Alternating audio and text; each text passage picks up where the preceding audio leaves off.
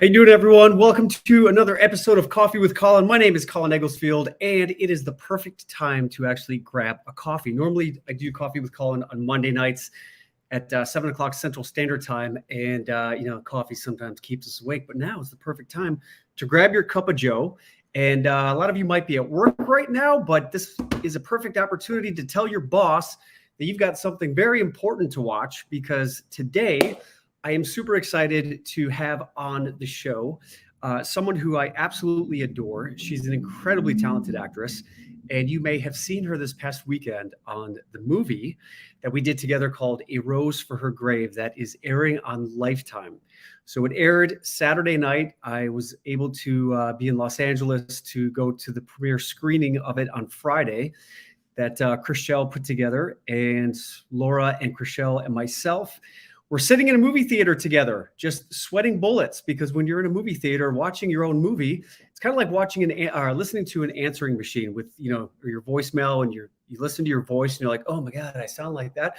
And then not only that, double that with seeing yourself up on screen, it can be very nerve-wracking. The film is it's a very intense film. It's based on a true story about Randy Roth. And Randy Roth was someone who, he was a bit of someone who, he was an opportunist.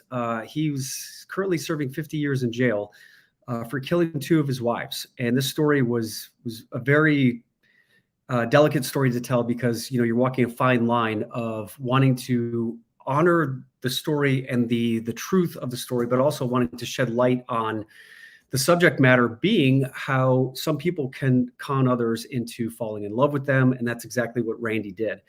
My guest today played her role incredibly well, in my opinion, because she was walking the fine line of having to be vulnerable, falling in love with someone, but then also having to defend her and her relationship with Randy to her best friend, who's played by Chriselle. So I'm excited for you guys to be here, because if you'd like, you can ask questions on the comments section over here on the right-hand side. And we would love to entertain any questions that you may have for my guest or myself.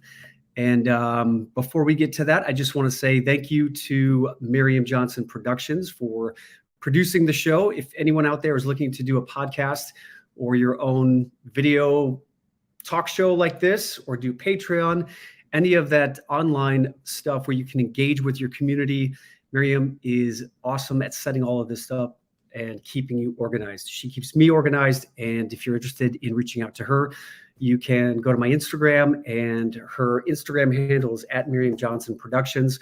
So check her out. Also want to say a big shout out to Picticular. And Picticular is the movie curating app that allows you to be able to watch and find your favorite movies. And at the end of the episode here, as you know, I always have my guests recommend their top favorite pick six. So if you haven't downloaded the Picticular app, all you got to do is go to the Apple App Store or the Google Play Store. And when my guest at the end of the show recommends her top 6 favorite movies, you can just go right to Picticular, type the title of the movie in there, and it'll show you exactly which platform you can watch it on. And then also you'll be able to watch her movies as well. So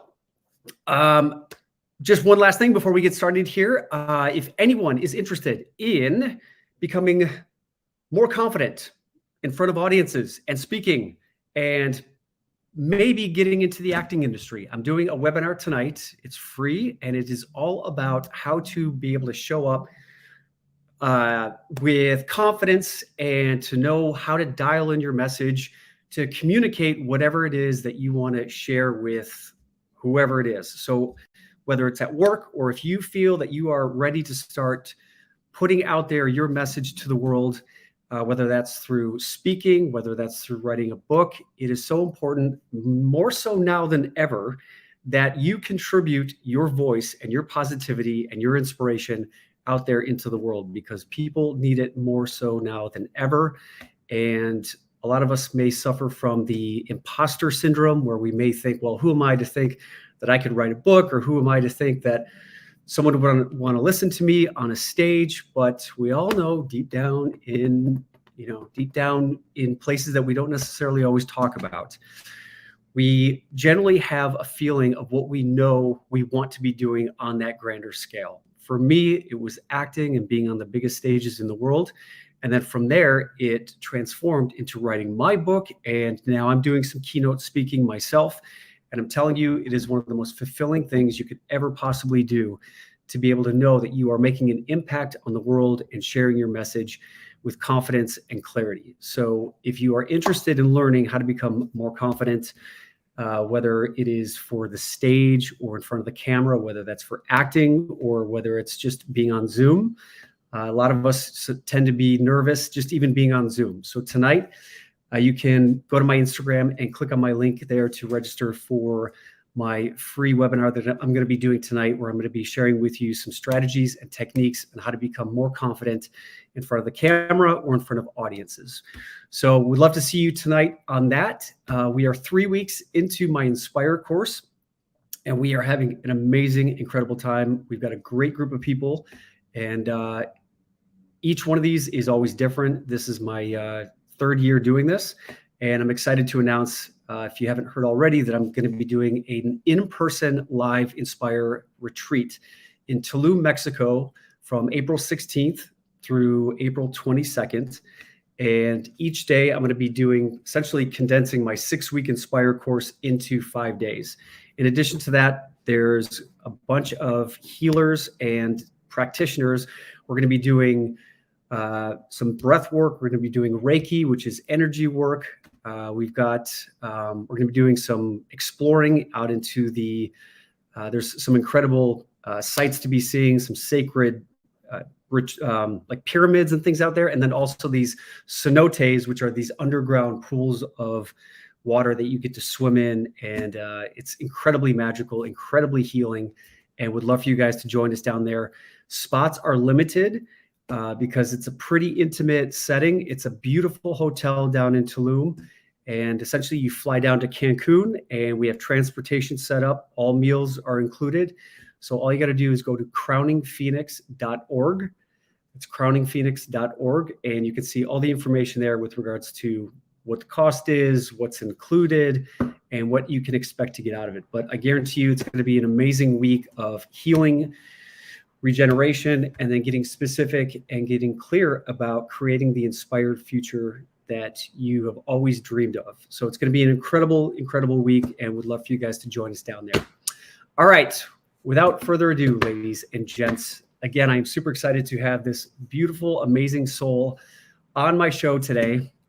She is one of the most sweetest and most beautiful people I've ever met. And she's also, in addition to being an actress, she's a mom and an entrepreneur. She has this really amazing company called Nia's Ark, and she makes these all organic, all natural, plant-based, healthy treats for your kids. So I'm going to be excited to tell you about that and have her share with you more about her journey into plant medicine. And she has an apothecary.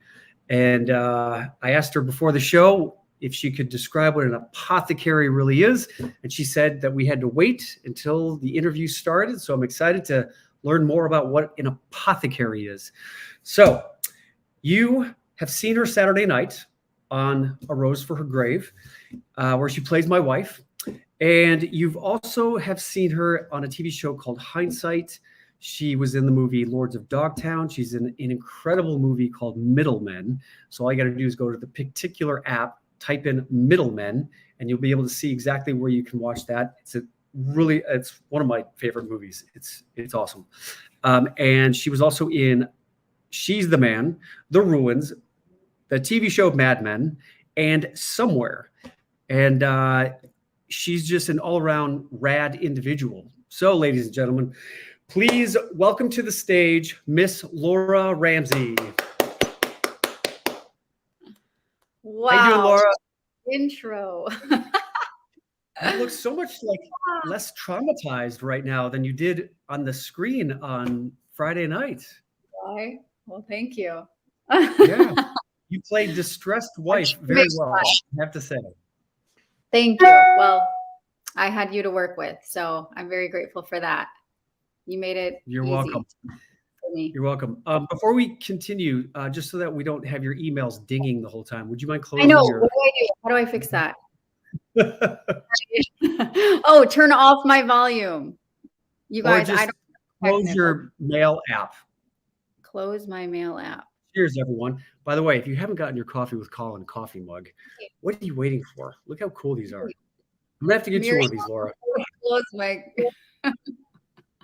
Mm. Okay, guys, I'm so sorry. Please forgive me if my email dings. I don't know how to do it.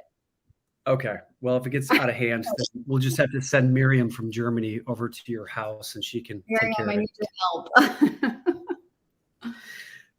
So great to see you. Cool. It was great to see you on Friday night. And yeah, we have everyone here on the chat. You can see on the right-hand side here. So again, everyone, if you have any questions for Laura or myself, you can definitely just type in the chat here. We will try to get to everyone. But that being said, Laura, so you're a fellow Midwesterner. You're from Wisconsin. Yes, I am. Proud of it. Love my fellow I think that's why we get along. What's that? Love my fellow Wisconsinites and Midwesterners. Just please don't tell me you're a Green Bay Packers fan. I am. Well, maybe one of our. Well, it was nice to have you on the show, Laura. Oh, we got to hang up now. Yeah. Anyway, tell us, you moved. Oh, absolutely. Absolutely. Yeah. But you moved out to Los Angeles when you were 19 years old, right? Yes. And was acting something you always wanted to do growing up as a kid? Always. Yeah. I don't remember ever wanting to do anything else. I was a little girl. I remember being, I think, like 3, and I had to act out the movie The Wizard of Oz before I went anywhere. It was like, that was my movie. So when we get to that later, that's like definitely my favorite movie of all time. Judy Garland. And I had the outfit. I had my mom put the braids in my hair with the red. I had to have red lips. I had to have the red shoes. And I had Toto as my stuffed animal. And I acted out that movie. And I still know every word of that movie. Really? Yes. Wow. It's a great movie. Yeah, it is. It is. I mean, I don't remember that caught your another attention. And did you start taking acting class in Wisconsin then when you were younger, or? Nope. No, I'm from a town of 800 people. I didn't even know like that this acting classes existed. I had no idea how to even become an actress. It was just in me. And at our family reunions, I would always bring all the cousins together and we would write plays, and then I would direct everyone and go into my grandma's closet and find wardrobe. And like, I was always creating stories. Awesome. And when you told your parents that you were going to be moving out to LA, did they support you or did they think you were crazy? They thought I was crazy. Honestly, I think they thought I was going to die. Like, that was the feeling. It was like, my dad was an armory sergeant in the prison. So for me to tell my parents that I'm moving to this foreign place that no one's ever been to, and I couldn't even go to the like next town over without my parents being like, that's the city, there's gangsters there. So I was very sheltered. And evildoers and all these crazy people. And but I'm alive and I survived, and it just goes to show that you have to follow your heart and you have to follow your dream. And so when you did finally decide to move out there, did you know anyone in Los Angeles? Did you have a plan, or were you just going to be like, I'm going out there and I'm going to figure it out? I knew the person that was picking me up to drive out there. I didn't know anybody else. I had a garbage bag full of clothes. I had $100. My mom packed me a cooler. My mom packed me a little lunch. And and I drove out and slept on people's couches and did the whole story. Like, it literally, I should make a movie on my life. It's pretty interesting. thus far, all the stuff. I'm sure we all have our stories, but I didn't know anyone, and did the whole gypsy people, weird people, meeting them, interesting people, and sleeping on couches, and then ended up getting a waitressing job. And that's how I was discovered, is a very fancy restaurant called Le Petit Four in the Sunset Plaza. I don't know if it's still there. And I was waitressing, and I remember everyone saying, well, if it's a female, you can trust probably a female more than a male trying to tell you, come be an actress. So there was this beautiful Russian female woman who asked me if I was an actress when I was waiting on her table. And I said, mm-hmm. And she said, oh, do you have headshots or representation? And I was like, what's that? I had no idea. I had no idea that you needed an agent, that you needed your psych. Like, I didn't have a clue. And she asked me, I said, I don't know what that is. And so she giggled and said, please come to my office. I didn't have a car. I walked to her office the next day, read for her a scene. This is pre-Uber, right? Uber. I walked, and then I became well known in the taxi community of the taxi cabs, because I would waitress at night and then audition during the day. But I read for her. And then the next day she sent me out on my first audition. I booked the first audition I ever went on. So which is wild. What was that? That was for an independent film called Inside Out, and it was with Eric LaSalle from Wings. So back in the day, that was like a very cool thing. And Eric LaSalle, wasn't he on ER? Maybe. I just remember the show Wings. Okay. Right? Or maybe I'm getting this wrong. I don't know. Let's IMDb that. Picticular, yes.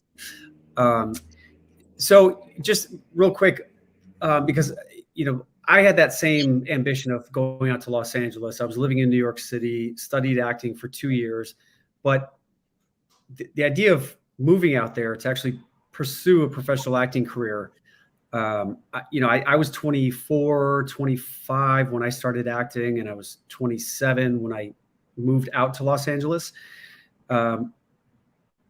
For you to decide you're with $100 in your pocket, not really knowing anyone, not really sure, did you have what was your mindset in terms of I'm going to check it out. If it doesn't work out, I'll just move back to Wisconsin? Or were you just kind of I'm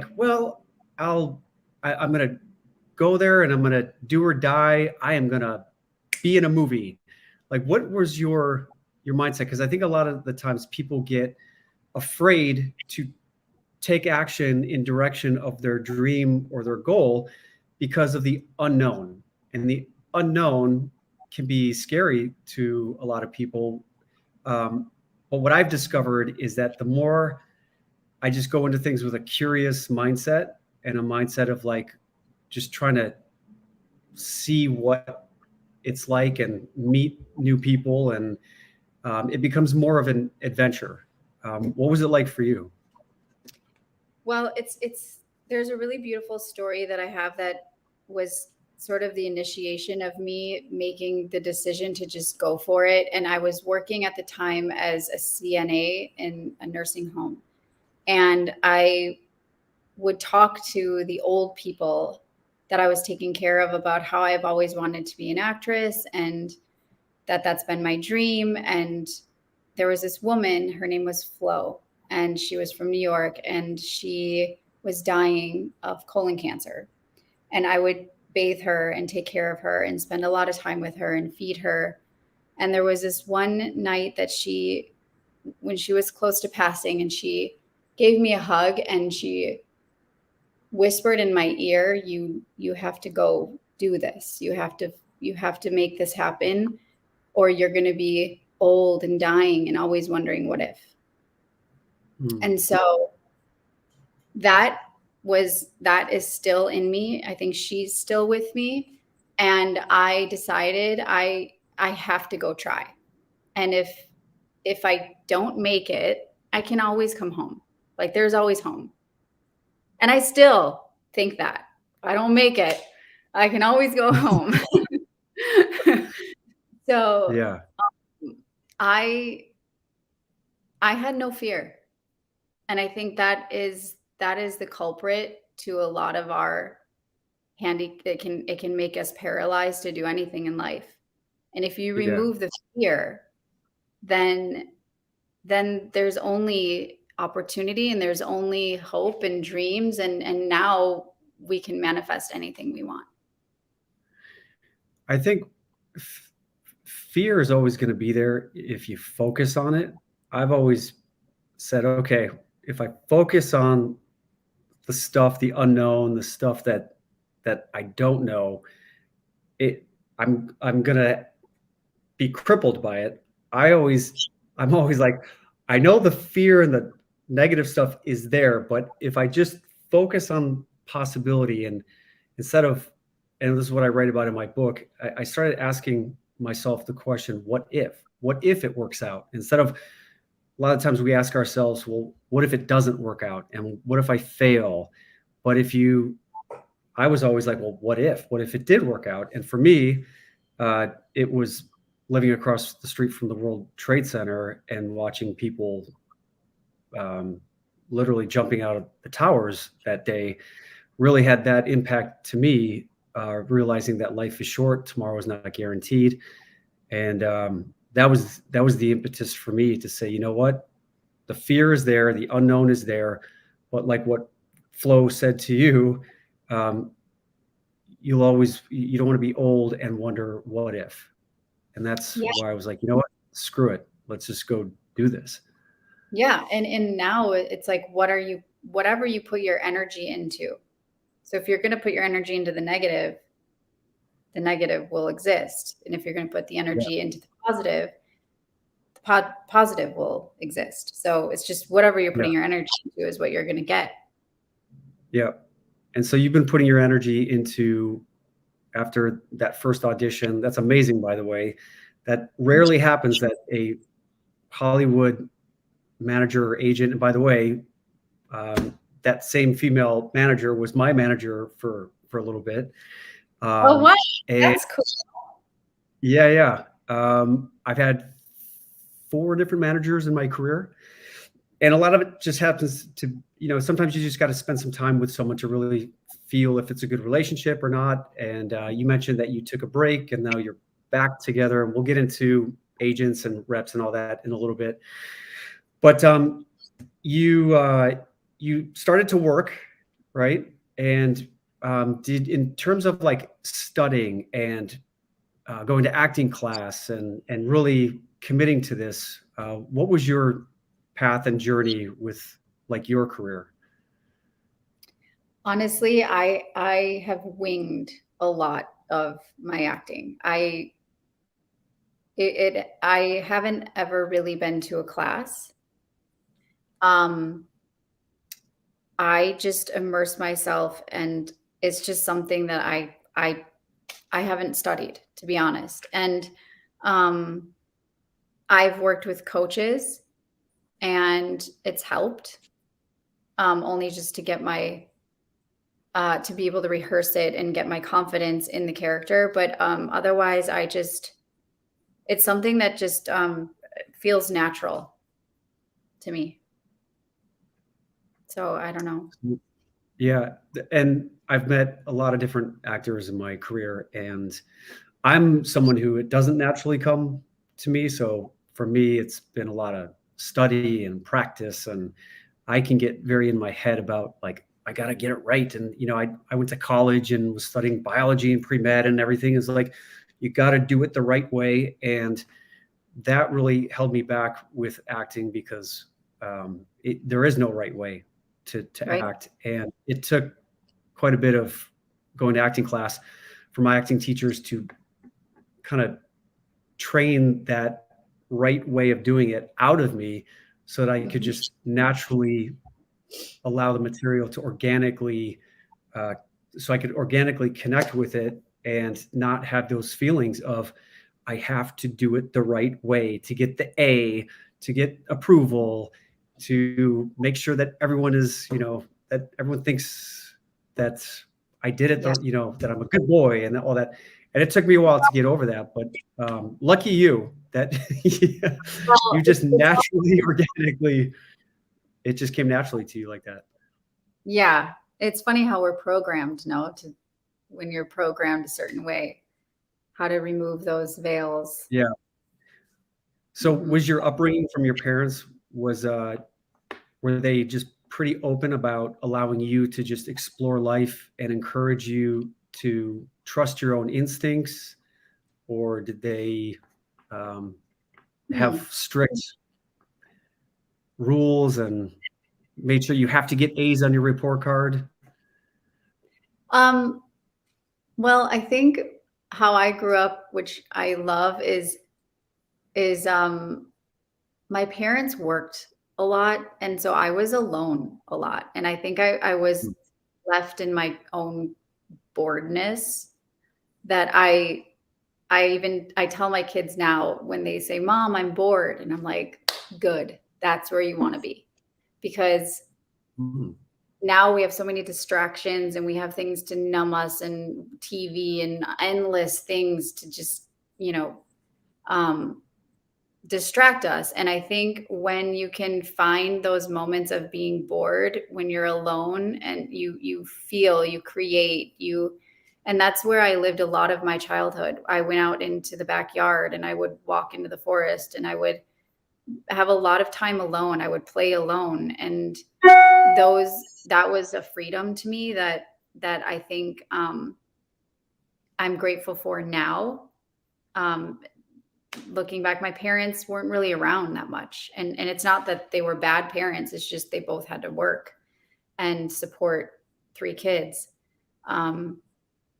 So I was kind of rebellious in my teenage, when I got a little older, and I would, there was a lot of rules, and I was very sheltered. So I wanted to break free of that. And I didn't have a creative outlet. So I ended up rebelling and being like, well, and then I moved to LA to become an actress. So I don't know. And now my parents are super proud of me, but back in the day, it wasn't like they were like, "Oh, we support you." It's like, they didn't really believe in me because it was so unheard of to have someone actually make it from a small town. So, I mean, I understand where they were coming from, but it wasn't a supportive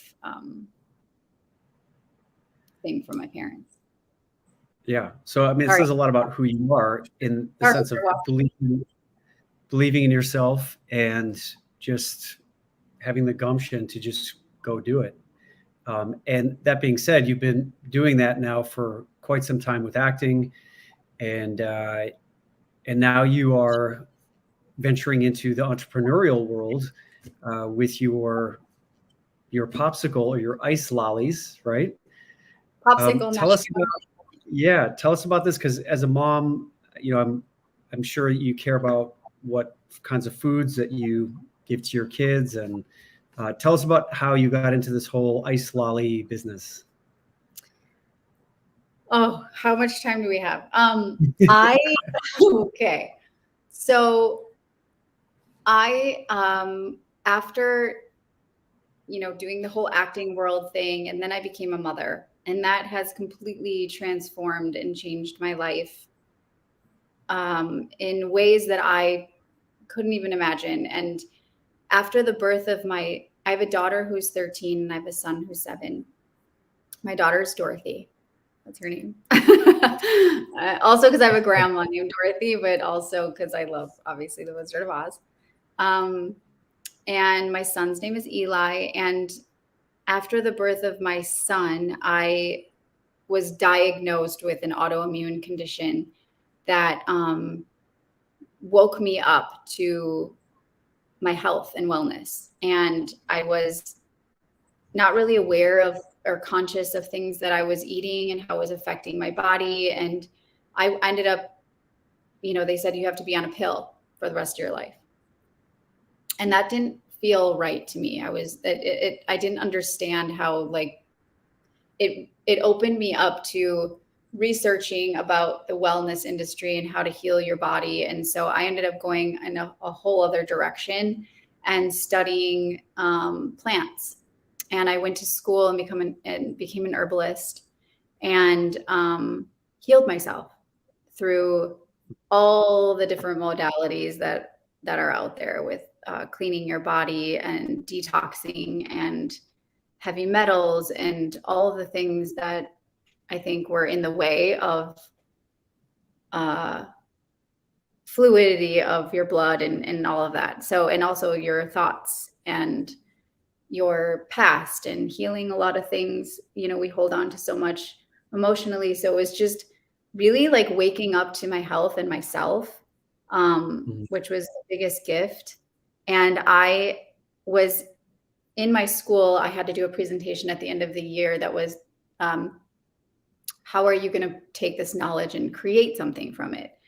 And I remember what's the name of the school? It was called at the time the Gaia School of Healing.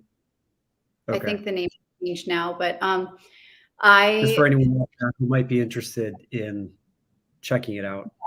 Yes, there are a lot of herbalism schools out there that are really beautiful, that you can look into. But I created the first functional popsicle. So in my mind, when I was in the way that I really loved the way I was taught with the plants, is we meditated with the spirit of the plant. So we all have souls, we all have spirits. Well, so do trees, and so do plants, and so do animals. And I believe that. You all don't have to believe that. And I believe that because I have actually experienced it firsthand. And I would meditate with the spirit of the plants, and we would write what we saw. And before even knowing what the plant was, the plant revealed itself to me in my meditations. So these plants that I ended up really creating a relationship with, it's the one thing that's missing from the diets of our lifestyle as humans, is the wild plants that are all around us and that can help heal us. And we just don't know about it because it's information that has been lost because of big pharma and the pills that everyone just wants, that just the life force.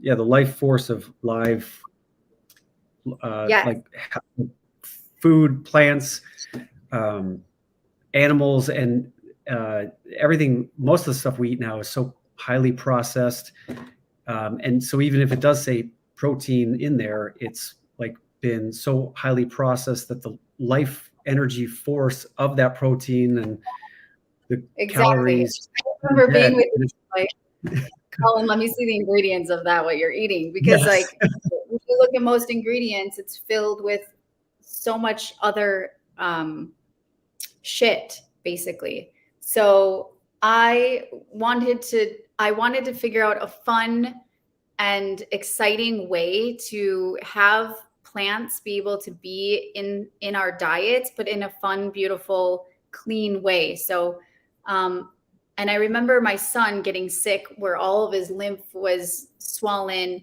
And instead of going into fear and being like, okay, what is happening? I decided I'm going to take the knowledge that I'm learning, and I'm going to use myself and my children as like guinea pigs and be like, all right, if this really works, let's find out. And I remember making like a tincture thing and being like, if you drink this, I'd have to bribe them and be like, you can have a popsicle. And all the popsicles that I would go through the store in the freezer section, and all the popsicles in all the ingredients are filled with acids, gums, fillers, concentrated juices. None of it is quality. It's just crap. And it really infuriated me when I have children, because it's just like, this is like, it's poisoning our bodies and our children's bodies. And so I was determined to create a beautiful, clean, and healthy, nostalgic, beautiful thing and reinvent it. So I reinvented the popsicle, and I created the first functional popsicle. it doesn't exist. So basically, the more you eat, the more you're nourished because you're getting vitamins, minerals, and enzymes with every popsicle. So can I show everyone the website? Because I do want to. Yes, and you can actually order. I'm open now. So you can order online. Yeah. I mean, we can ship to, not the United States, but if you're in the United States, we can ship to you. All right. So this is your website. This is Nia's Arc. So tell us, how did the name Nia's Arc come around? So Nia is in honor of, Nia's Arc has a few different meanings to me. Nia, when I was little, my grandma Dorothy, she always called me my little petunia. And petunia is her favorite flower. And I remember in her window boxes, she always had petunias, and we would always get her petunias. So Nia is short for petunia.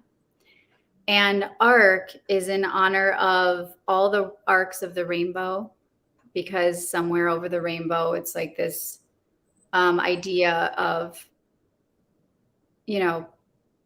going for your dreams. And it's also in honor of all my archangels, because I believe in the angels. And it's also, I grew up, my sister was a pastor, and I grew up with, religion, and I kind of have this thing with it. And so it's kind of like my little FU to Noah's Ark, and I created Nia's Ark. So it's like my little female,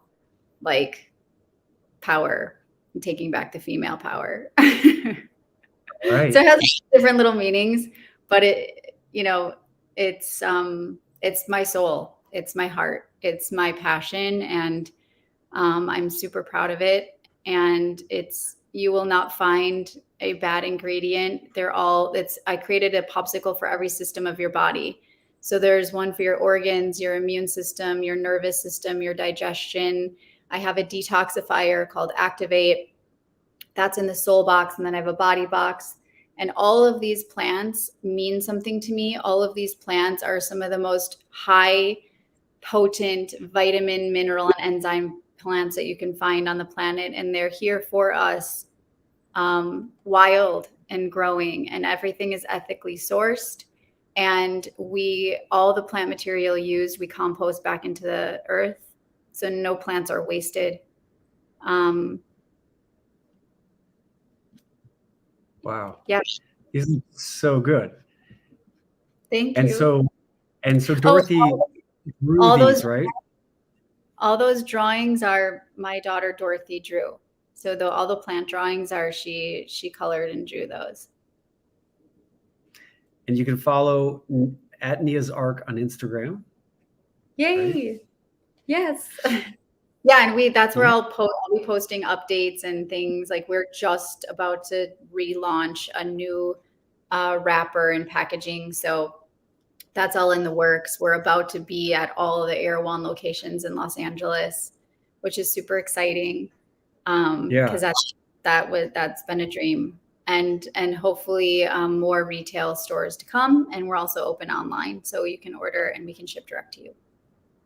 Awesome. Definitely going to check those out. Everyone, you have to go to niasarc.com, order some of these popsicles, and definitely post on Laura's Instagram so we can spread the word. Is there any plans of, and I guess, obviously this has not been an easy venture, from the sourcing to the warehousing to the distribution. I mean, this is serious stuff. It's like, as an entrepreneur, tell us a little bit about, you got to be passionate about what you do, because it is definitely not easy, right? No. Well, I haven't slept in about a year. I'm on the edge of my seat, and yeah, it is. And I guess for any entrepreneurs out there who are looking about starting a new venture, what maybe some advice you could give someone in terms of knowing what you know now, maybe some advice you would have given yourself before you started, just to prepare yourself for this type of venture? Oh gosh, I am not a good, I have winged everything. I have winged it all. So, advice, don't give up. If you're passionate, don't give up. That's it. It's just when you have something that you really believe in, and that I think other people, when they know it exists and when they taste it and they understand it, or whatever you have that you believe in, just go for it and don't give up. There's been a lot of sleepless nights. There's been, I've put everything I have into it. All of the money I've ever had, it all went into there. And, you just faith and a lot of prayer. I just keep praying. And you've engaged and you've gotten out of your comfort zone to start talking to investors and advisors, mentors, because that's important too. I mean, you haven't just wung it where you're like, oh, I'm going to make some popsicle. You've done your homework and you've done your due diligence about, like, you don't just get into Air One by winging it. Like you've actually give yourself more credit, because that's not an easy thing to do. No, but also it's not easy, but at the same time, like, I've worked very hard and I've put a lot of my blood, sweat, and tears into this. And we launched online last summer, and I will say Air One reached out to me within 2 hours of launching. So I know that there's a list to try to get into Air One, but also I think that because our product is so quality, and because this product is what a lot of people are looking for, and they don't even know, it's like I created something that I know that a lot of my fellow mothers and fathers, and even, the younger generations and the older generations, it's like finally something that we don't have to say no to. Finally, something that actually nourishes us. Finally, a brand that you can trust. And that has been what I want, is I want a brand that's quality that I can trust. And there's not many that exist. I've done all the work. I've researched a lot of brands. There's very few that I would highly recommend. And Niazark is going to be one of them. Already is. Awesome. Zulema Avis is asking, how are you doing with your autoimmune disorder now? Great. Great. I have completely turned everything around, because I have understood and researched that just because they tell you something doesn't mean it's true.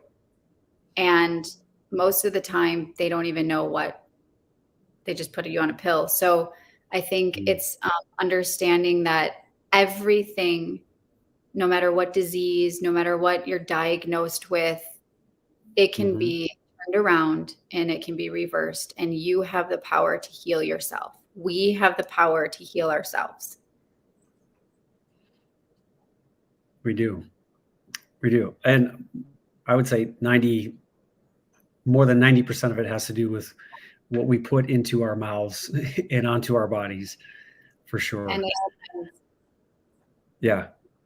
Yep. So mind, body, spirit, and they're all connected. Brenda Lewis is asking, how do the popsicles stay frozen during shipment?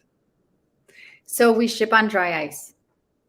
So we'll ship perfect. them with dry ice, and we also ship with, depending on where you are at in the United States, if you're closer to where our production is, we can ship with gel packs, like frozen gel packs. Okay. But otherwise, if we're shipping across, the US, we'll put some dry ice in there to keep them cold. But also, if they melt a little bit, they're fine. That you can just put them right back into your freezer. Okay, awesome. And now I'm sure a lot of people want to hear a little bit about the movie. So do you mind if I ask a few questions about A Rose for Her Grave? Please. I'm ready. Yes. So, this project came about similarly to how for you that it did for me, where I wasn't even really expecting this movie to come around, and I got an email from my agent asking, would I be interested in doing this?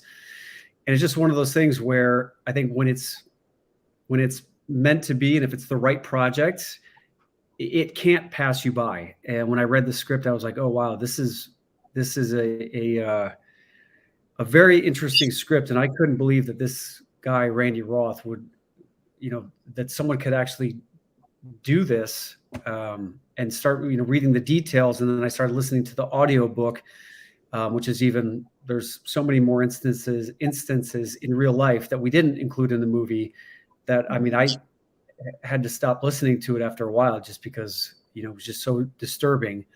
What was it about the script that made you want to play this character? I love true stories. I have been a fan of real life things. Like when I read something, I don't really like novels and things. I like real stories. And the fact that this was a true story was really attractive to me. I also, one of the things I do when I go home with my mom is I always look forward to watching like Dateline or 2020, like those, she loves those shows. Like, so I almost I was super excited about it for my mom. It's like, Mom, I'm doing a true crime drama. like we like to watch.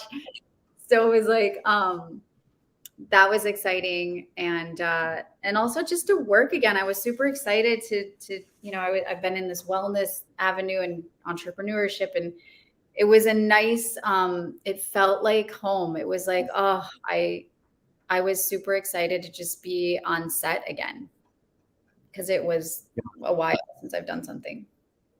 Yeah.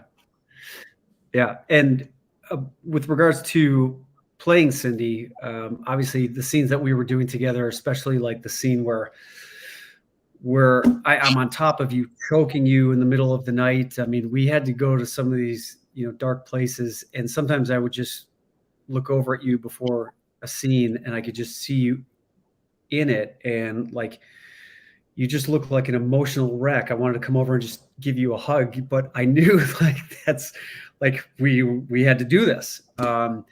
Did you find it difficult to go to those places? And I remember obviously after work, we'd go to the hotel bar and have a glass of wine just to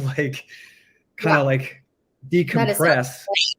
But is it difficult for you to play these kinds of characters?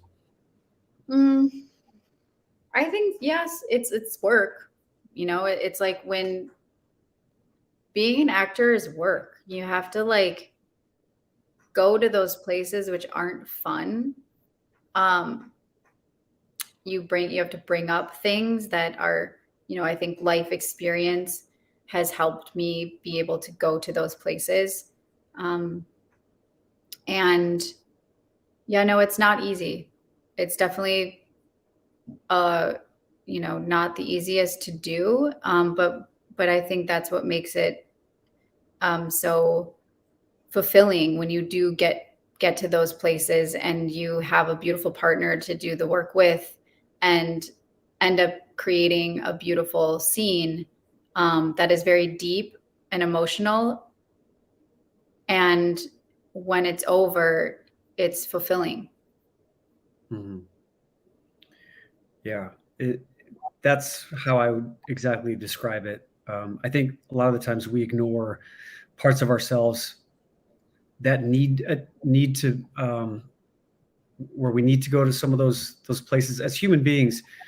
I think sometimes we ignore things that really truly bother us, and we just kind of we can skate by through life without acknowledging some of the things that have hurt us or some of the trauma we've experienced in the past. And I think acting for me has been very therapeutic and cathartic because I can pour all of the crappy stuff that's happening in my life into my work. Yes. And as exhausting as it may be, it's at the end of the day when I know I've put my whole heart and soul into my work that day, it is incredibly satisfying, even though you're drained and just, you've put it all out, laid it all out on the table. And that's definitely similar feeling that I have in terms of being just fulfilled with having gone to those places that that a lot of us may not want to go to. Yeah. Like, who needs a therapist when you can just go to set and get it all out? That's why I'm like, just turn on the camera. Let me just get the last 7 years of my life. Here we go. Yeah, seriously. What would you say was maybe the hardest scene for you to shoot in the movie? I think the scene we did in the bedroom, only because I can't even imagine what it was hard for me to imagine the layers of emotion that someone would actually go through in that moment of realizing in that moment that this person is not who you thought they were, and that you've given yourself and your child to this person, and they reveal a side of them that is scary. And how would you really react in that moment? Would you cry? Would you scream? Would you just turn off? Would you just zone out? Like, what that for me was like, and I kept asking Marty, like, what do I do? Like, what would I do? Like, what do I do? And so I feel like in my personal life, there's been times that I shut down, and I decided and chose to commit to that because that's something that felt natural for me in that moment. So yeah, that was the hardest. I think one of my favorite scenes of yours was when we were on our honeymoon, and where it starts out very sweet, and it's like we're the newlywed couple, and you come onto the bed and we start kissing, and then that part, that's what I'm talking about. Oh, you're talking about that part. Okay. Yeah. That was the hardest. Okay. I thought you were talking about where I was choking you, but oh, that part too. The whole thing, the whole transition. It was like going from like happy to like that in like a minute.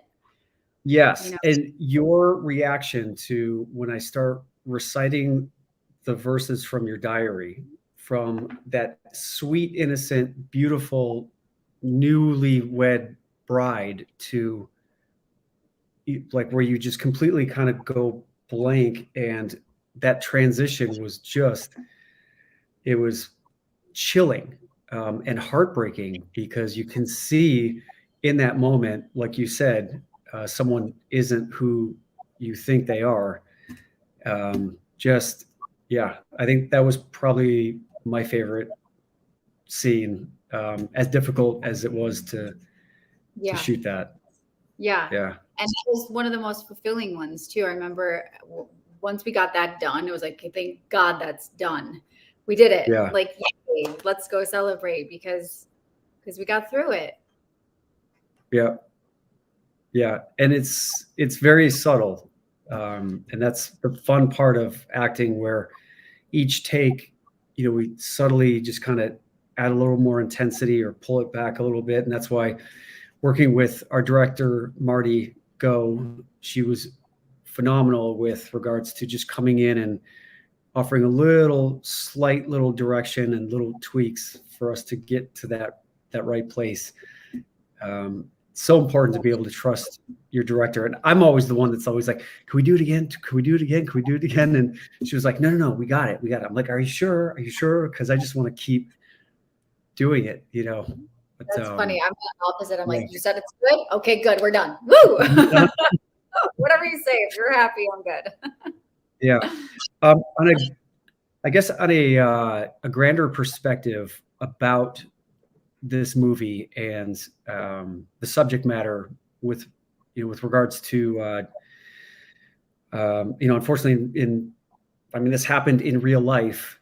What would you say is maybe a takeaway from the film, or the overall theme of the film, with hopefully that people can take away something positive or insightful, that may make them more aware of something that they weren't in before watching?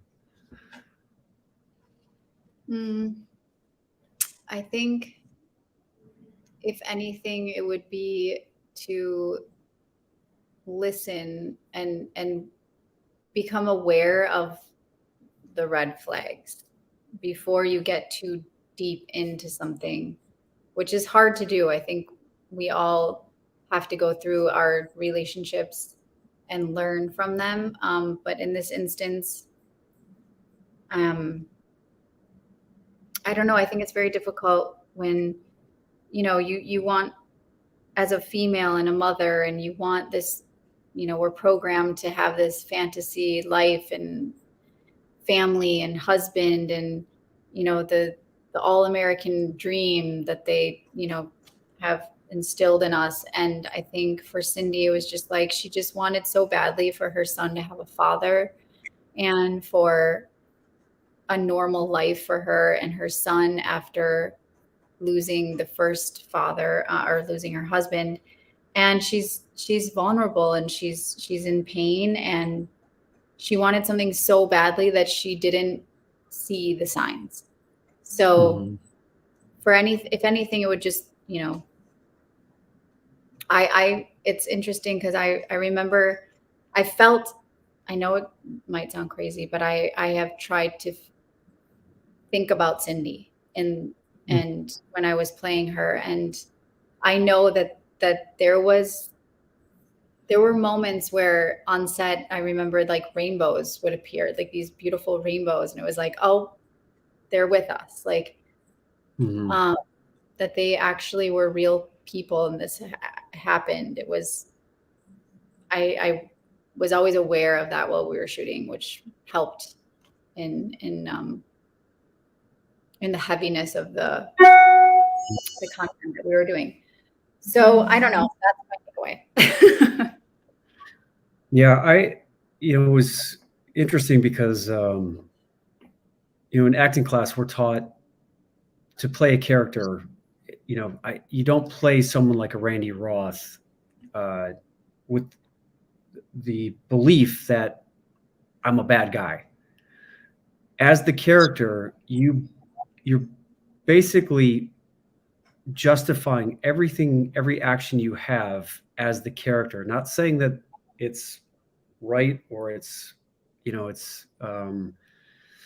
justifiable, but when I was playing Randy, I focused on I think people do certain things because there's a void in their life and they're seeking to fill something that's missing. And I think for Randy, it was I would always go back to his upbringing and just from the research that I did, because Randy's brother also killed someone as well. And the fact that these two brothers had the capacity to take someone else's life, I would just focus on what kind of environment were these two brothers growing up in that would make Randy do what he's doing. And I would just focus on, there was something empty and missing in the sense of, I don't feel Randy, this is what I created, was that there was a void of love, connection, approval, acceptance. And so I think outwardly he was trying to do that with his boys and by raising them and his son, and then obviously Cindy's son, and wanted that connection with a woman. But ultimately, I think when we're younger and in these developmental stages of life, if we don't receive love, if we don't receive acceptance and approval, then I think there's a window that you miss in terms of being capable of being able to, even if love is given to you, of actually believing that you're worth or worthy of receiving it. And so I think Randy was just is a highly conflicted person in terms of wanting that love and that acceptance, but not knowing how to actually receive it, and just being internally conflicted about it, where I think at times he just didn't know how to handle it, and ultimately was trying to make decisions for himself out of survival. And I just imagine him being one of the loneliest people on the planet. And it's hard because you can't justify what he did, but to play this kind of character, you've got to really get into that mindset to be able to show up on set and truthfully play this kind of character. And tell you, it was one of the most difficult roles I've ever played. And I'm just grateful that I had the opportunity to work with you because, in one of my interviews, I just mentioned how, just how sweet and kind and safe I felt working with you and Chriselle. And it was great to just work with the both of you. And that being said, what would you, I've worked with Chriselle in the past and absolutely love her. Anything you have to say about Chriselle and any interesting or great stories? I would have to say the first scene of the movie where she's comforting you after the death of your first husband, and that scene was just absolutely endearing and heartbreaking because I could just, like, a lot of the times I watch movies and you can tell, like, oh yeah, a wife's husband died, and it's kind of, you can tell it's kind of acting. That first scene in the movie, it was like, like I could just feel how real and authentic that heartbreak was for you. It was amazing. Absolutely amazing. Thank you. Well, it was awesome working with you too. I want to say it was a pleasure and honor. And that word safety resonates because I felt very safe with you and free to be in those moments because you are you're a gentleman and you're respectful. And so thank you. And the feeling's mutual. With Chriselle, she is a beautiful angel. And I also felt very safe in her eyes as a partner when we were working together. And she was super supportive in those moments of when it had to be, very emotional. And she was right there with me. And so that really helped. When someone's there with you, I felt like I felt her pain and she felt mine. And because the two of us were connected in that way, it became real. So she was a beautiful person, and she was super supportive and respectful and kind and loving. And the three of us, it was a beautiful connection. We all, I think that's why the film was received, because we all were in it together and we were connected and the energy was there. Yeah. Yeah, definitely. It's one of these things where when the movie ends, I was glad this movie ended because it was not the easiest movie to make, but it's also bittersweet because I just love coming to set every day to work with the both of you. Yeah. So, thank you. Well, Ms. Ramsey, this has been absolutely delightful to chat with you, and I appreciate your time. And we're now at the part of our show where I would love to get your favorite movie recommendations. And this is brought to you by Picticular, and this is the Picticular Pick Six. So the first question is, Ms. Ramsey, what is your, you already probably, just from what you said in the beginning of the show, this might be the answer to the first two questions, but what is your favorite movie of all time? The favorite movie of all time is The Wizard of Oz. Mm-hmm. That's and what would you say you love most about that movie? Like, what is it that makes you say that's your favorite movie? The Somewhere Over the Rainbow, this story of fantasy and the color, when it went from black and white to color, and just the characters and the colors and the wardrobe and the meaning behind it all. It just, to me, there has ever been a movie that has lived up to The Wizard of Oz. I couldn't agree with you more. It's awesome. Yeah. What was your favorite movie growing up as a kid? Might be the same answer. Probably The Wizard of Oz, for sure. That was Okay. like all I And had. if you had a second place for favorite movie growing up, what would it be? Pretty Woman. Uh, That was like middle school era, Yeah. like that. Oof. That one. I still will And- rewatch that one over and what do over you love again. about that movie? Oh, I loved her transition from I don't know. I loved her outfits.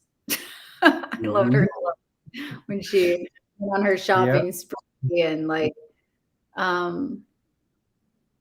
yeah, she was just epic. That the female hero and her clothes, and I don't know.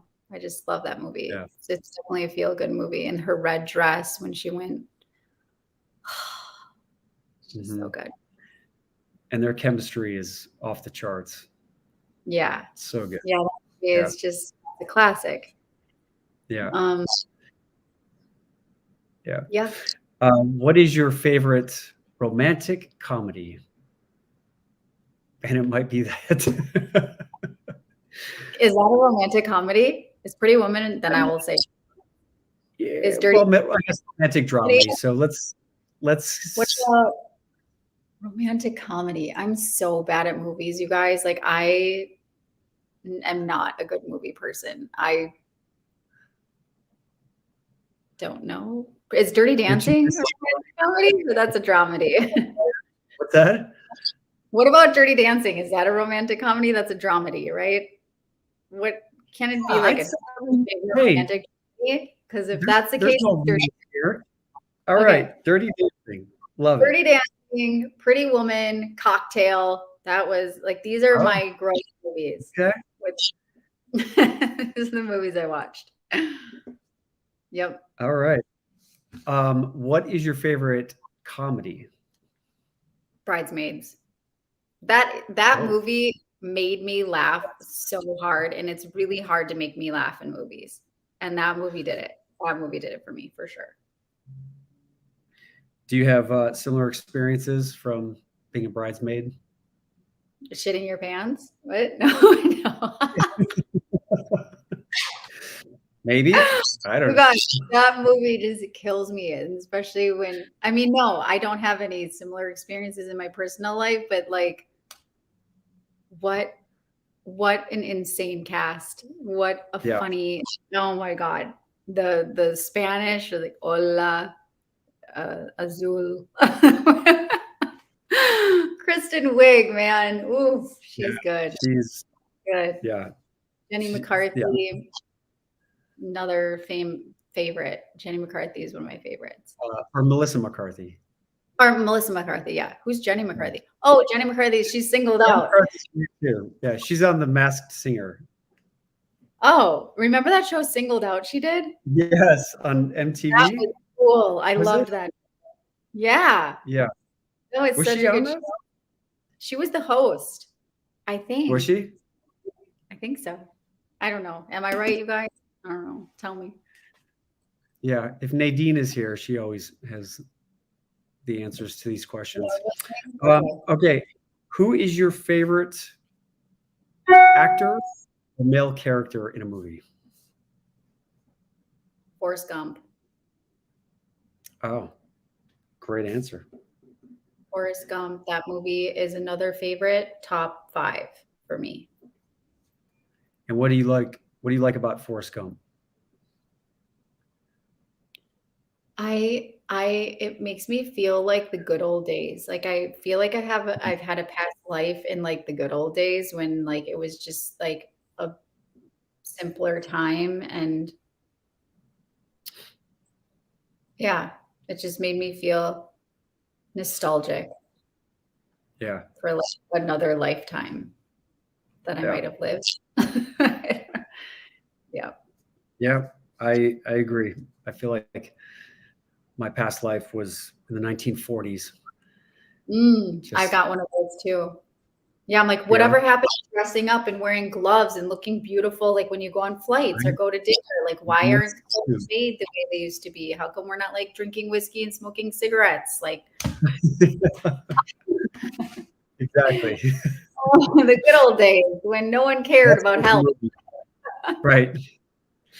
And lastly, who is your favorite actress or female character?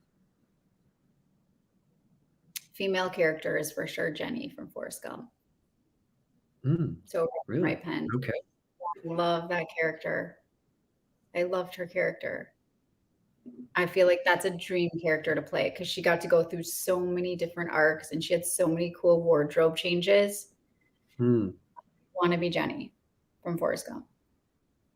All right. Love it. Yeah. Awesome. Well, Laura, thank you so much. This has been great. And Colin, thank you so much for having me. So cool. You're welcome. Everyone on the, I don't know if you've been watching the comments, but everyone says that you're sweet and adorable. And I can't wait for them to try your popsicles. And you guys have to definitely check out more of her projects. Go to Picticular and just type her name in there and all of her movies will pop up. Yay. Thank you all so much. This is so cool. Yeah. Is there anything that you want to say before we jump off here? Any upcoming projects or anything else we should know about your ice lollies? Just if you want to order them, that's where I'm at. Is I'm all about my Nia's Arc brand. Look out for more products to come. But yeah, order if you want. And just, I love all of you. And thank you for supporting and sending love to everyone out there because we all need love. Yes, we do. And last question before you go, what inspires you? My children.